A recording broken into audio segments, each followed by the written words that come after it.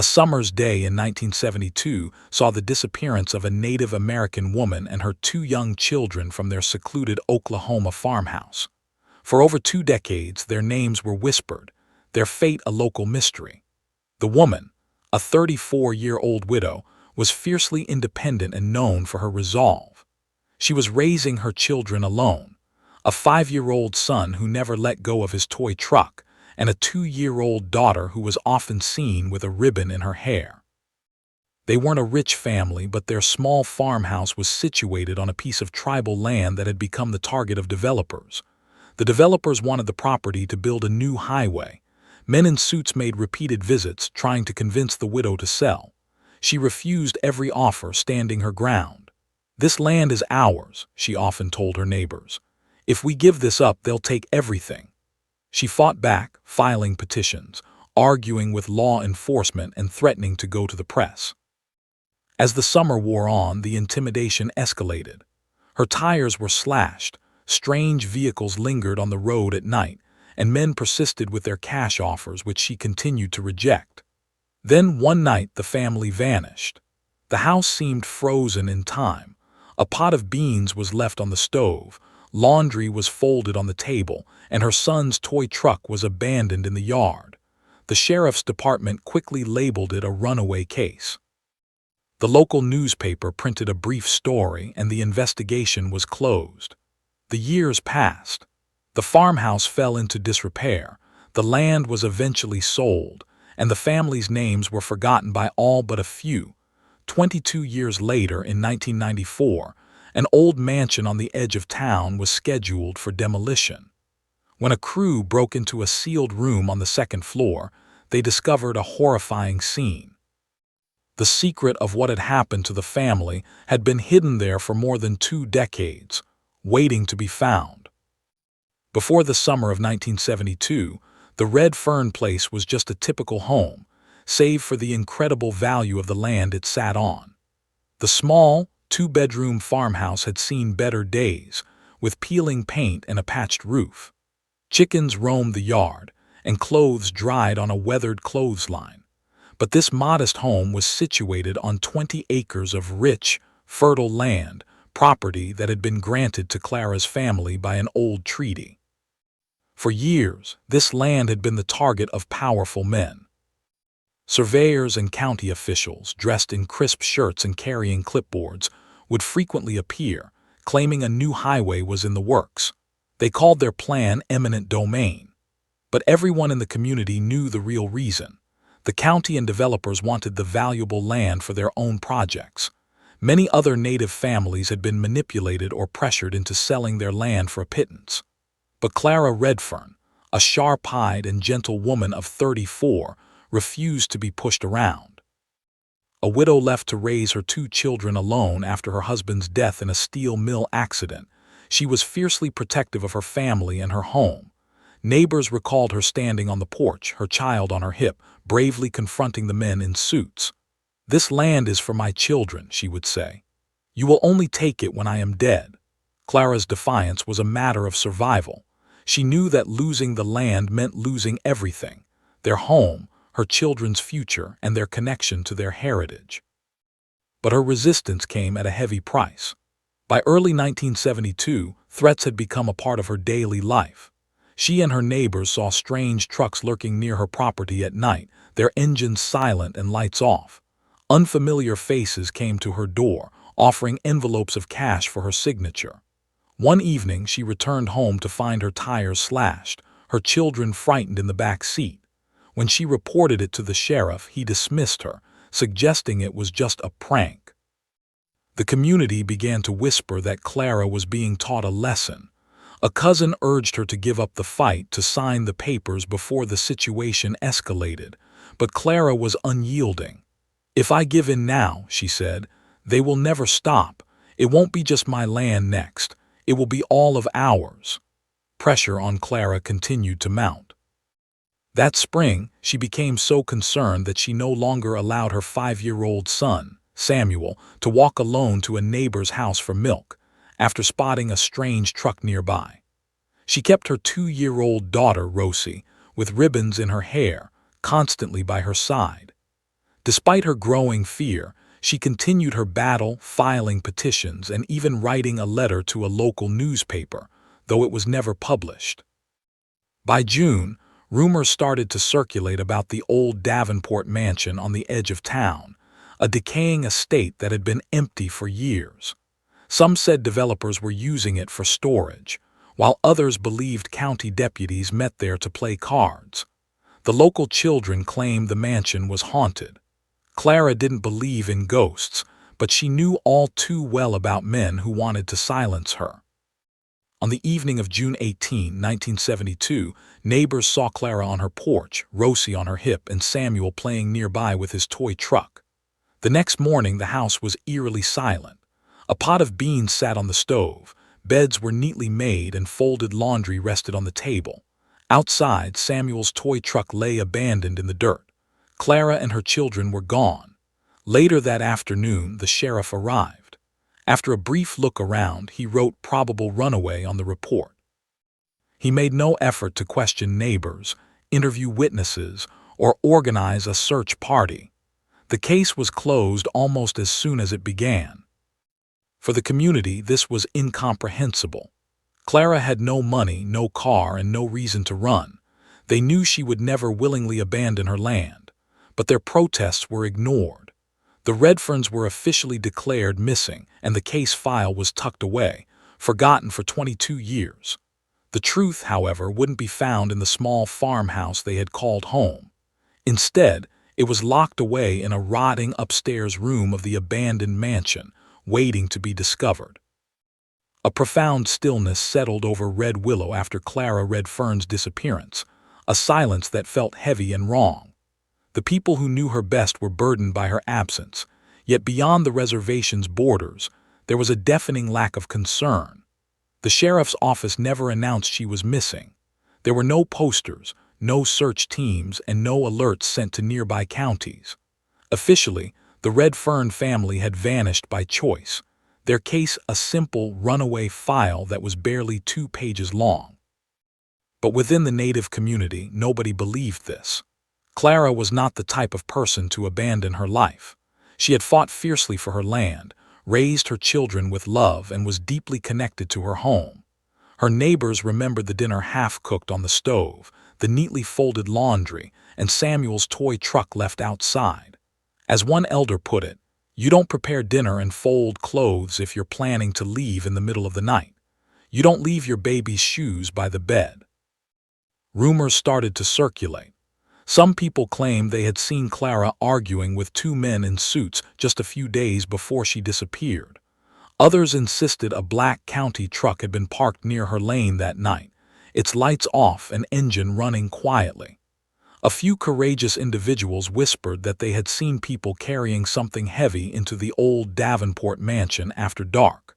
Their stories, however, were quickly silenced by a pervasive fear. The Davenport mansion had been a landmark on the edge of town for almost 50 years. Built in the 1920s by a wealthy oilman, it had been deserted for years, its windows boarded up and its roof sagging. Local lore claimed it was haunted.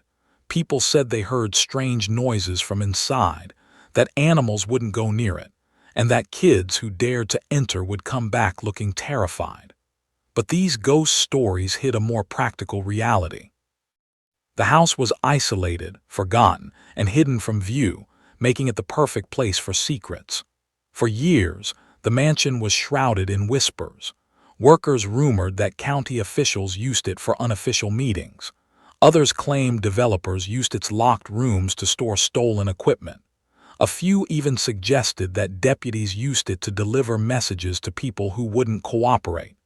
Nothing was ever confirmed, but everyone knew not to ask too many questions. Clara's family pleaded with the sheriff to search the mansion. "Just search it," her cousin Ruth begged. "Just look for her." But the sheriff dismissed her pleas, claiming there was no legal reason to search private property and no proof that Clara or her children had ever been there. He warned Ruth to stop pushing the matter if she didn't want to cause trouble for herself. Over time, the whispers faded. People still spoke of Clara in hushed tones at church or when they passed her farmhouse, where the laundry line swayed empty in the breeze, but few dared to investigate further. The consequences of speaking out were too great. Everyone had seen what happened to families who stood in the way of the county's plans. By 1973, the Red Fern land had been sold. With no one to challenge the sale, Clara's property was declared abandoned. The highway project proceeded. Where her home once stood, surveyors hammered stakes into the ground and bulldozers cleared the earth. As far as the state was concerned, Clara's refusal had ended exactly as they had hoped. Her family was gone, and her land was theirs. But the memory of that night lingered. Children who walked by the Davenport mansion swore they could hear faint creaks from the top floor, like shifting ropes in the wind. Some claimed to see a child's outline in an upstairs window, even though the glass had long been broken. For 2 decades, no one went inside. No one dared. And so, for 22 years, the truth remained hidden. Then, in 1994, a demolition crew arrived to tear down the crumbling mansion. By chance, they broke open a room that had been sealed since the night Clara and her children vanished. Inside, they found something that no one in Red Willow would ever forget. In the summer of 1994, the Davenport mansion, a once grand estate in Red Willow, had fallen into complete disrepair. Its roof caved in, its windows were shattered, and its walls were covered in creeping vines. The local government had declared it a public danger and sent a demolition crew to tear it down. For the townspeople, it was the end of a long-standing local legend. But for the demolition workers, it would be a day they would never forget. The crew began their work on the lower floors, removing old plaster and heavy wooden beams. The old house moaned and groaned with every strike, as if resisting its final moments. But it was an upstairs worker who made a startling discovery. While prying away old boards from a hallway, he found a door hidden behind them. It was a narrow, locked door, sealed with rusted nails, a door not mentioned in any blueprints or official records. It led to a secret room. Their curiosity got the better of them. They ripped away the boards, forced the door open, and were met with a wave of stale, suffocating air. The room was pitch black, with light only filtering through cracks in the nailed-shut windows. As their eyes adjusted to the dim light, they looked up. Hanging from 3 separate fans were the skeletal remains of a mother and her 2 children. 22 years had passed since they had died, but the scene was frozen in time. The ropes, although frayed, had held all this time. The skeleton swayed gently in the breeze from the open door, as if caught in a silent dance. The details were grim but telling. The mother's bones were still covered in scraps of a floral dress, its hem touching the dusty floor below. A small boy's skeleton hung beside her, with a tattered shirt and one tiny shoe still clinging to his foot. The smallest was a toddler girl, her bones tangled in a tiny frock, a ribbon still tied where her hair once was. This wasn't a ghost story. It was the horrific discovery of a family murdered and hidden away for decades. The crew stumbled back in disbelief. One man was sick, while another's crowbar hit the floor with a loud clang. They didn't need to speak. They all understood the truth. This was a murder scene, staged and sealed, a secret buried for over 2 decades. When the sheriff's office arrived, even the experienced officers seemed deeply disturbed. The discovery confirmed a terrible truth they had always suspected but never spoke aloud. The forensic team moved in carefully, documenting every detail. They photographed the scene, measured the ropes, and collected every scrap of fabric. The floral dress, the boy's shoe, the toddler's ribbon, each item was a piece of proof. Clara Redern and her children had not run away. They had been executed and displayed as a brutal warning, then locked away as if they were never meant to be found. News of the discovery spread like wildfire through Red Willow. The town had long believed the mansion was cursed. Now they knew the curse was not supernatural but a man-made horror that had been hidden in plain sight.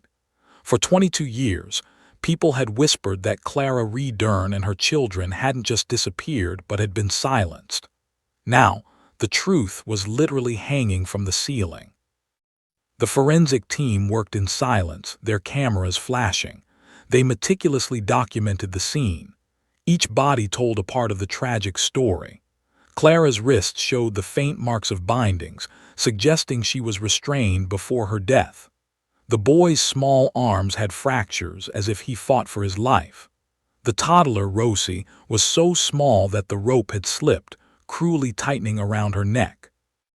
Their clothes, though rotted, were easily identified and matched the descriptions of what neighbors remembered seeing the night the family disappeared. Near the remains, investigators found personal items that served as haunting clues: a rusted key ring near Clara, a corroded toy truck near Samuel, and a tiny baby shoe near Rosie. These were not just objects. They were silent witnesses, proving the family had been taken directly from their home and left in this room like trophies. Outside the mansion, a crowd of locals gathered, some out of curiosity, others in mourning. Elders stood with tears in their eyes, while children whispered about the house they had always been told was haunted. They now understood the house wasn't haunted by ghosts but by a terrible crime. Reporters quickly arrived. Headlines screamed about the Red Fern family mystery solved and the grisly discovery. But for those who knew Clara, the headlines barely scratched the surface. This wasn't just about a family found after 2 decades. It was about the why and who behind the murders, and why so many people had worked to keep it hidden. Old wounds were reopened. People recalled how Clara had sought protection, how she had reported threats that were never officially documented.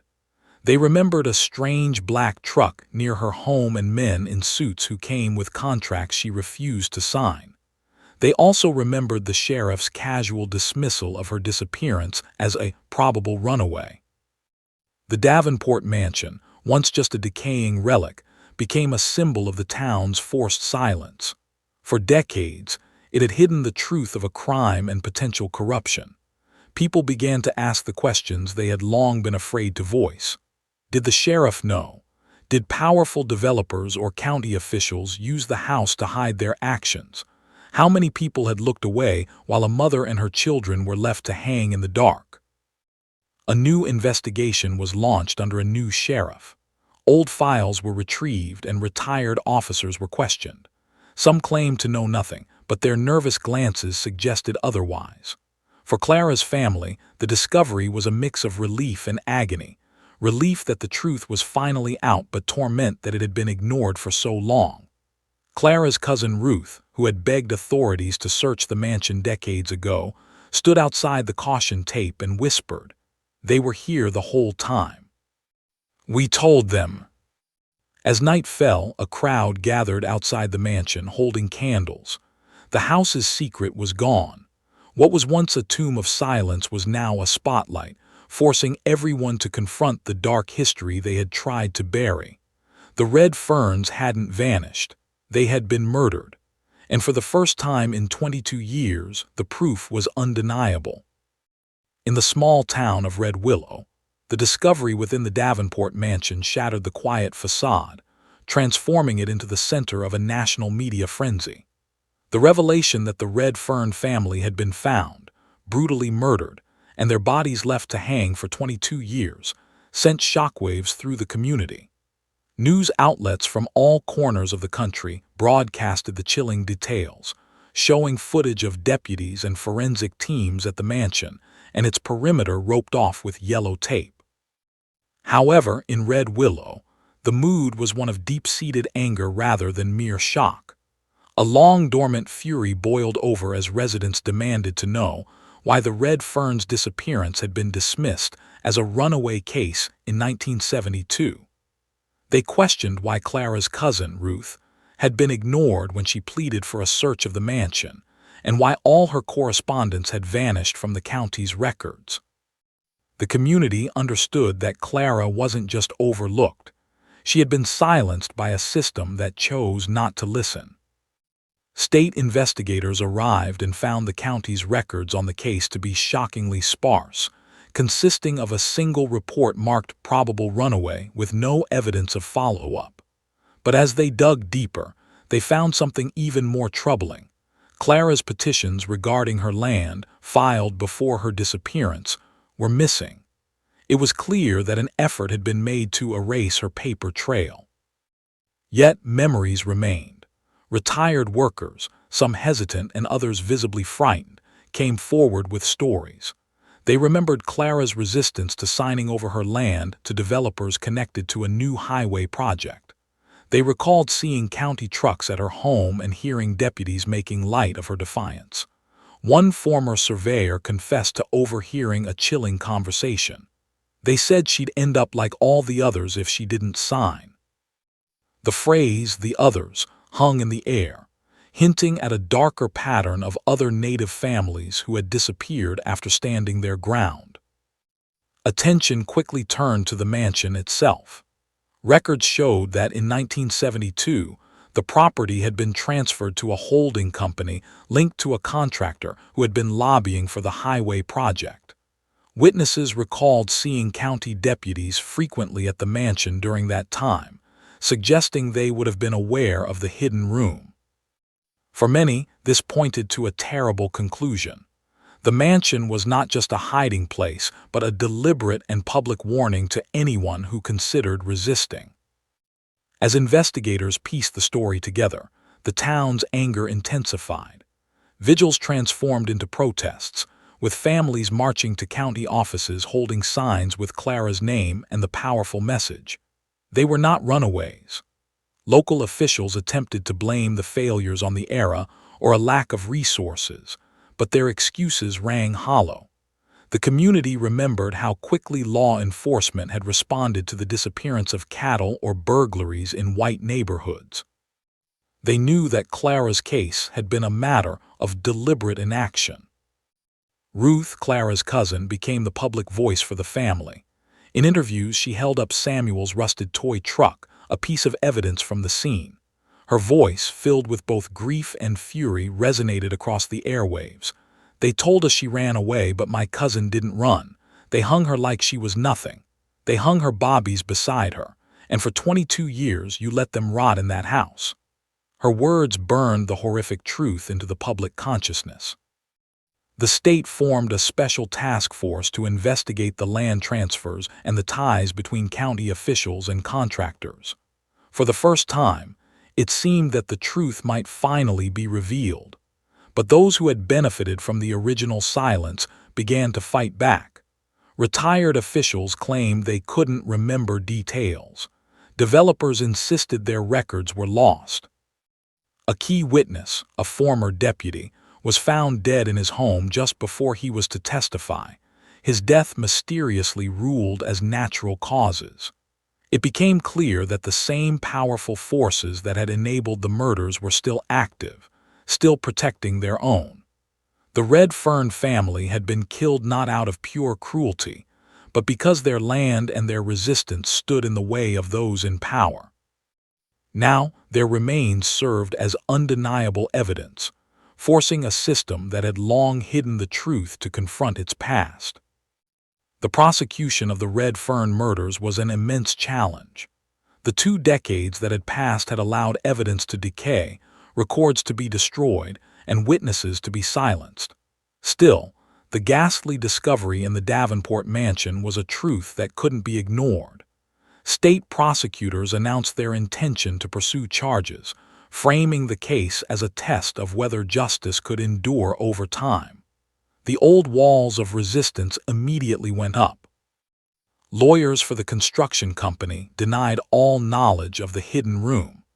Retired deputies claimed they barely remembered the case, despite their names appearing on the original reports. However, the case was not without its breakthroughs. A retired courthouse janitor came forward to say he had seen men carrying boxes of Clara's petitions into the basement, where they were never officially seen again. A former secretary confessed to typing up false land transfer documents under orders from a county commissioner. A former construction worker, his hands shaking, recalled seeing deputies loading something heavy into the mansion in 1972, with one muttering, "This will shut her up." The web of complicity became clear. Land developers sought to gain from the land, county officials falsified the paperwork, and deputies carried out the violent threat. The Red Fern murders were not an isolated crime, but a calculated act by a system that considered a native woman and her children to be expendable. The trial was long and difficult. Defense attorneys attacked the aged evidence, pointing out that ropes were frayed, clothes were decayed, and remains were too old for conclusive testing. They tried to discredit the witnesses, painting them as senile or bitter. When Ruth testified, holding Samuel's toy truck, the defense accused her of letting grief cloud her memory. Ruth's defiant response echoed through the courtroom. That house remembered. Those walls remembered. For 22 years they hung in there. Don't you dare tell me I imagined it. Despite her powerful words, the case faced a series of setbacks. Witnesses either caved under pressure, vanished, or in one case, a former deputy died under suspicious circumstances before he could take the stand. Journalists whispered that powerful individuals were still manipulating events from behind the scenes, just as they had in 1972. Outside the courthouse, protests swelled. Clara's story resonated with other Native families who had lost loved ones, their cases also dismissed as runaways. The Red Ferns had become a symbol for a larger fight against official silence. Prosecutors persisted, using property records to show how Clara's land had been transferred just months after her disappearance through shell companies connected to the highway project. They presented aerial photos proving the mansion was in use during that time, despite official claims that it was vacant. Piece by piece, the grim story emerged. Clara was murdered for her land, and her children were killed to ensure the line of resistance was completely erased. The final and most damning testimony came from a man long suspected of involvement, a former deputy named Cole Harrington. Arrogant and unrepentant, Harrington admitted to being at the mansion that summer. Under intense questioning, he finally spoke the words that confirmed everything. "That woman thought she could stand in the way of progress. We showed her what happens when you stand in the way." The courtroom erupted in gasps and sobs, and Ruth broke down in tears. Though Harrington's admission sealed the truth, he never faced real justice.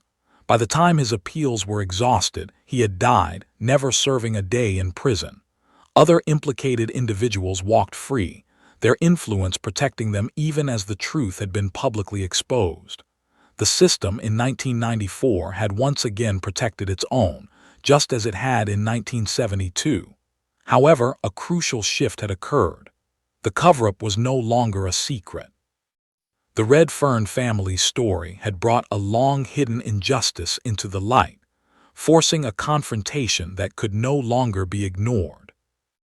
The tragic murders of Clara and her children, once a hushed and painful secret passed between families, were finally broadcast to the entire nation.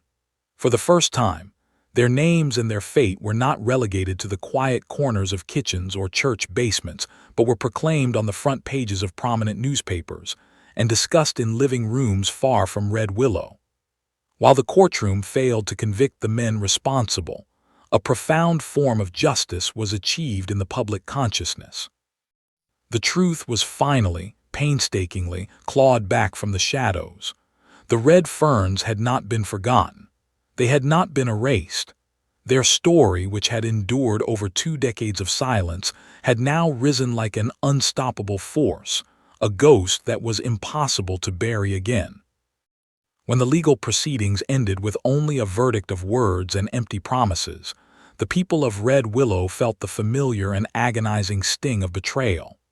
The justice system, which was meant to protect the innocent, had once more shown where its true allegiances lay, with wealthy developers, powerful county officials, and the men who wore badges. Indigenous voices, filled with grief and outrage, were left to plead for recognition outside the courthouse doors. The grim truth remained. Clara Redern and her two young children had been brutally murdered, their bodies left hanging in a locked room for 22 years. Yet the very men who were responsible for this heinous act were allowed to walk free and untouched. But what the formal legal system refused to acknowledge, the community adamantly refused to forget. Almost immediately after the trial's disheartening conclusion, Clara's name began to appear on banners at protests that sprang up across Oklahoma. Her story, a raw testament to systemic injustice, became a rallying cry that resonated deeply. At vigils for missing Native women, people held up signs that read, "Remember the Red Ferns," and at rallies to protect ancestral lands, the air was filled with chants of "Clara stood, so we stand." Her personal tragedy was thus transformed into a powerful symbol of resistance. It became more than just a story of loss. It was a defiant reminder of everything that had been taken, and a solemn vow that the fight for justice would not be abandoned. In Red Willow itself, the effort to remember was intensely personal and collective. Community leaders organized a solemn march to the site of the Davenport Mansion, which was now scheduled to be demolished. The county, in its haste to erase the physical stain of its secrets, wanted the house gone for good. But before the bulldozers could begin their work, dozens of people gathered at the house's crumbling steps. The air was thick with both sadness and resolve as elders prayed aloud, their voices carrying across the overgrown fields that had witnessed so much suffering. Children placed candles in the doorway, their small lights flickering in the afternoon breeze. Some of the women wept openly as Ruth, her hair now gray but her spirit still unbroken, stood at the front of the crowd and spoke. Her voice, though it broke at times, remained strong as she declared, "They thought they could bury them here. They thought if they nailed the door shut, time would forget. But time remembered, this land remembered, and so will we." When the mansion was finally torn down, the community, fueled by their unwavering pressure, ensured that the land was not cleared for a new development. Instead, the site was officially declared sacred ground. A simple yet profoundly moving memorial was erected. It was a stone, etched with the three names Clara, Samuel, Rosie, and the powerful declaration, "They were not runaways." Families from all over Oklahoma and beyond traveled to the site, leaving small offerings, vibrant flowers, children's toys, and colorful ribbons at the base. Each offering was a silent but powerful vow that the years of silence that had hidden them would never be allowed to return. Meanwhile, the story of the Red Fern spread far beyond the borders of Red Willow. Native activists invoked Clara's name when they provided powerful testimony before Congress about the ongoing crisis of missing and murdered Indigenous women. The chilling footage of the sealed Davenport Mansion was replayed in documentaries and used to illustrate how generations of systemic neglect had cost lives and allowed crimes to go unpunished. The case became a subject of study in college classrooms, where it was dissected not as a random anomaly, but as a painful symptom of a much broader injustice, a clear example of how Native voices had been ignored, erased, and suppressed in the name of political and economic progress. For Ruth and her family, the widespread recognition brought no sense of comfort. "Justice isn't headlines," she told a visiting reporter, her gaze unwavering. "Justice would have been Clara here, raising her children. Justice would have been Samuel growing up, Rosie living to see her own Bobbies." The truth of their story was all they had, and Ruth was painfully aware that it could never be enough to heal the wound of their loss. "All we have is truth," she concluded, "and truth is not enough." Yet in a way, truth mattered more than anything. Where there had once been a void of silence, there was now a story spoken aloud, passed on like a warning and a solemn promise. The Red Ferns had not been erased. Their faces began to appear on murals, their names on petitions, and their story in the hearts of those who refused to be quiet. In the end, the mansion was gone, and the men who had orchestrated the crime were buried or beyond the reach of the law, but the red ferns endured in memory. Their tragedy had been turned into a weapon against forgetting, and every time someone whispered Clara's name or tied a ribbon to the memorial stone, it was proof that the crime meant to erase them had done the exact opposite. It had made them unforgettable. In the years that followed the destruction of the Davenport mansion, the story of Clara Redern and her children became a symbol woven into the very fabric of Native history, a history scarred by disappearances, unanswered questions, and names that had been deliberately struck from record books. The Red Fern story refused to fade because it embodied a profound and painful truth. Justice was not denied by chance, but by a deliberate design. This narrative resilience was fueled by Ruth's tireless advocacy, as she began traveling to universities to speak. With her, she brought a small wooden box, lined with felt, containing the few relics salvaged from the crime scene: Samuel's rusted toy truck, Rosie's tiny shoe, and the tarnished keyring that had hung near Clara's bones. She would carefully place these items on a table before her audience of students or politicians, letting the silence stretch before she spoke. "These were my family," she would say, her voice quiet but firm. "Not exhibits, not evidence. Family. And for 22 years they were left in the dark because it was easier to forget them than to fight for them." For the younger generations of indigenous people, Clara's defiance became a cherished inheritance. Artists painted powerful murals of her holding her children's hands, standing bravely in front of bulldozers and black trucks. Musicians wrote songs that imagined her voice as a mother's lullaby, tragically cut short by violence. Activists marched with her name painted across their banners, placing her alongside countless other missing and murdered indigenous women whose cases had been ignored or covered up.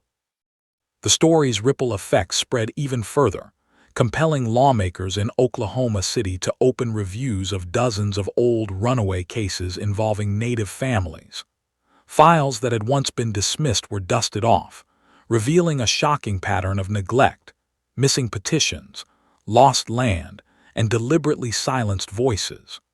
While few of these renewed investigations led to prosecutions, the sheer volume of neglect painted a damning picture of systemic erasure. Every single file became another agonizing reminder that the Red Ferns were not alone, and that their story was not an isolated horror, but a single, heartbreaking chapter in a much larger, ongoing injustice stretching back generations. Back in Red Willow, the memorial at the old Davenport site became a sacred pilgrimage point. Families drove for hours, leaving offerings of children's toys, flowers, feathers, and ribbons tied carefully around the stone. Each small item was both an act of remembrance and a powerful demand. A demand that no other family should have to wait decades to learn the truth, that no other mother's voice should be silenced for daring to hold on to her land, and that no more children should be lost to a probable runaway stamp in a dusty file. Ruth, despite her advancing age, never stopped visiting. Once a month she would come, sitting quietly in a folding chair beside the memorial stone. Some days she would speak to the visitors, telling them heartfelt stories about Clara's stubborn spirit, Samuel's wild laughter, and Rosie's small ribbon. Other days she would simply sit in silence, staring at the stone as if she were willing the past to finally loosen its grip. To those who lingered, she would softly say, "They wanted us to forget. But look, we didn't and we won't." The county, in its attempts to move on and put the shame of the past behind them, tried to downplay the story in the years that followed. Officials framed it as a past tragedy that was no longer relevant to modern times. But in truth, the shadow of the Red Ferns never left.